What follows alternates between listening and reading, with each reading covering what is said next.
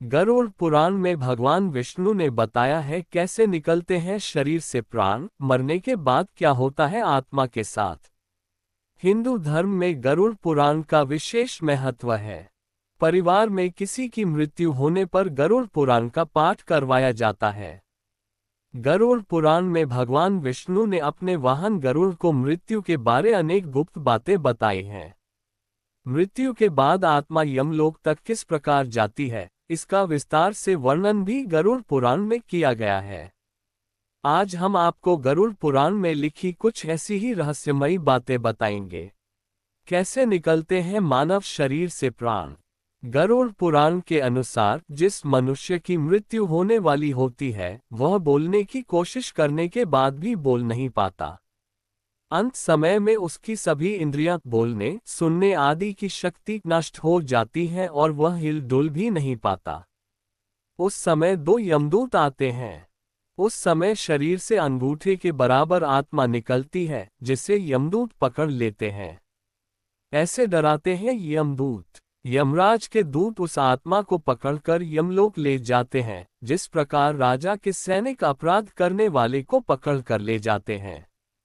उस जीवात्मा को रास्ते में थकने पर भी यमराज के दूत डराते हैं और उसे नरक में मिलने वाले दुखों के बारे में बार बार बताते हैं। यमदूतों की ऐसी भयानक बातें सुनकर आत्मा जोर जोर से रोने लगती है, किंतु यमदूत उस पर बिल्कुल भी दया नहीं करते। इतना कष्ट सहती है आत्मा। इसके बाद वह जीवात्मा आग की तरह गर्म हवा तथा गर्म बालू पर चल नहीं पाती और भूख प्यास से तड़पती है। तब यमदूत उसकी पीठ पर चाबुक मारते हुए उसे आगे ले जाते हैं। वह जीव जगह जगह गिरती है और बेहोश हो जाती है, फिर उठकर चलने लगती है। इस प्रकार यमदूत जीवात्मा को अंधकार वाले रास्ते से यमलोक ले जाते हैं। इतनी दूर है यमलोक। गरुड़ पुराण के अनुसार यमलोक 99,000 योजन दूर है। 1 योजन बराबर होता है 4 कोस यानी 13-16 की मी। वहां यमदूत पापी जीव को थोड़ी ही देर में ले जाते हैं। इसके बाद यमदूत उसे सजा देते हैं।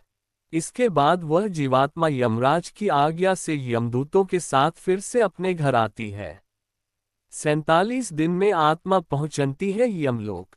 यमदूतों द्वारा 13वें दिन आत्मा को पकड़ लिया जाता है। इसके बाद वह भूख प्यास से तड़पती हुई यमलोक तक अकेली ही जाती है। यमलोक तक पहुंचने का रास्ता वैतरणी नदी को छोड़कर 86,000 योजन है। 47 दिन लगातार चलकर आत्मा यमलोक पहुंचती है। इस प्रकार मार्ग में 16 पुरियों को पार कर पापी जीव यमराज के पास पहुंचता है।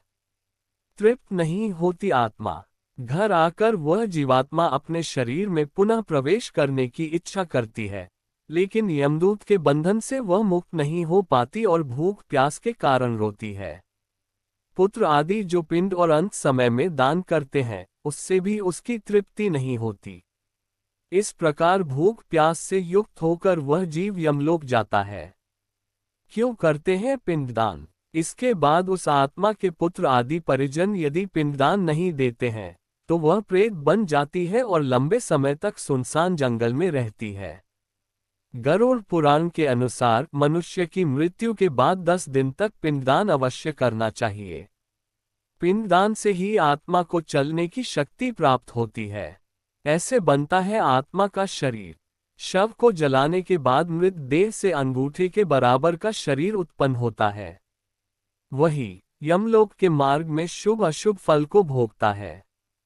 पहले दिन पिंडदान से मूर्धा सिर, दूसरे दिन से गर्दन और कंधे, तीसरे दिन से हृदय, चौथे दिन के पिंड से पीठ, 5वें दिन से नाभि, छठे और 7वें दिन से कमर और नीचे का भाग, 8वें दिन से पैर, 9वें और 10वें दिन से भूख प्यास आदि उत्पन्न होती है।